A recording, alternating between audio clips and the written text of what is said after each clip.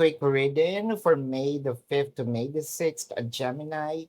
Your cards are the Knight of Pentacles, the Nine of Pentacles, and the Four of Wands.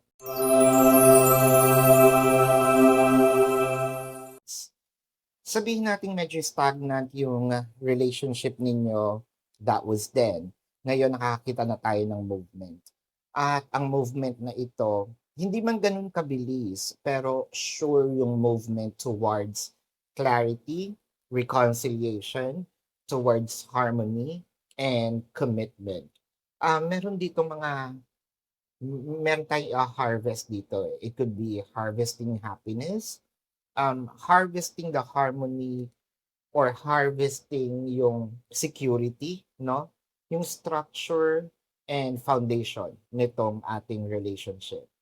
There's also something about the house, probably lilipat kayo ng bahay, or nagpaplano kayo, no? Magsarili, or bumuo ng family with the Four of Wands.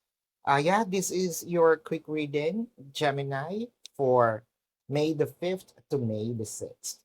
My name is Daphne, but spirit calls me bye bye love.